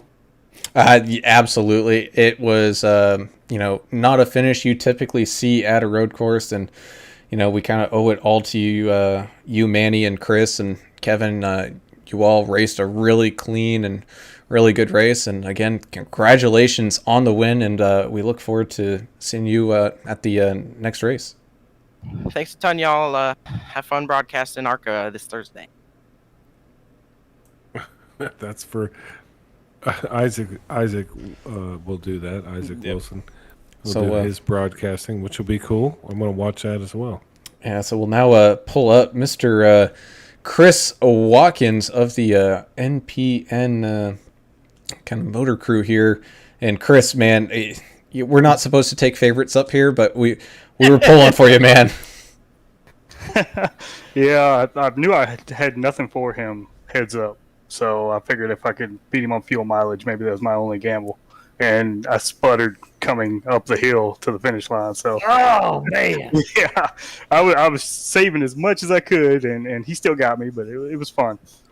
We knew it was going to be close, and when we heard on the radio you telling the 98, "Hey man, go around me," I said, "Oh, he's really saving now if he's letting lap cars around." And oh man, we were pulling for you so hard right there at the end, because Manny's good at week in and week out, and it'd always be good to see somebody different up there on the top of the podium. And yeah, we were pulling for you, Chris, and great finish in P2. I mean, great effort. We were watching you turn laps almost as fast as these guys with 10 lap newer tires. So there's something to be said about that. Well, the league is so tough right now. We got so many people in here and trying to make that chase. I was just trying to get my spot in with the win, and I came up with one tenth short, right there at the end. So maybe we'll get them next race. Yeah, I think you will. But here's the deal: it was clean. I mean, Manny didn't do anything crazy. As much as I like crazy stuff, and you raced your race, and you damn near got it, and it was a hell of a finish. And congratulations, Texas boy, Chris Watkins. Good job, man. And shout out to Adrenaline Spike Designs as well.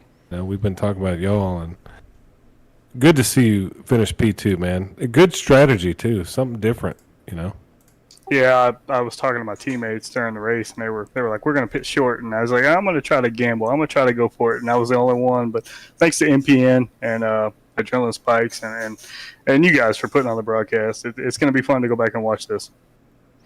Yeah, man, we again appreciate the effort that you put out there. As same with all the other guys, and just man, how hard was it to race a consistent lap around here? Because we saw so many people, just having one or two little mistakes that ended up costing them big time.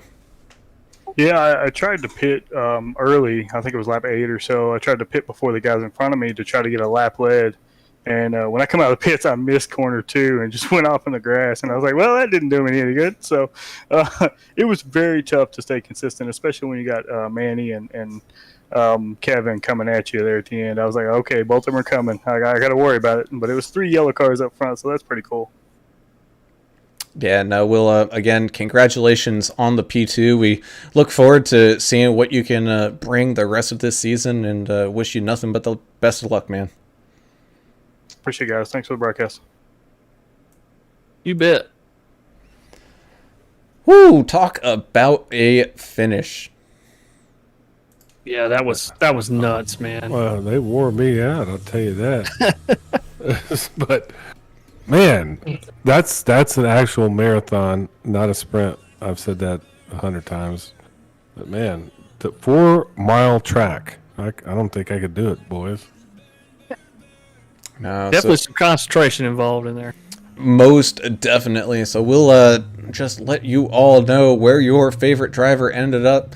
Manny Valdez getting the win in the fastest chick in the South, Zaxby's car here today, with Chris Watkins just running out of fuel there at the end. Maybe could have pulled something out of a hat, but still a fantastic effort out of him. Kevin Biggs, also a great effort, just not being able to keep up the pace for those last few laps, finishing there in third. The 11 of Andrew Kobe, solid day. Started fourth, finished fourth, so no complaints from him.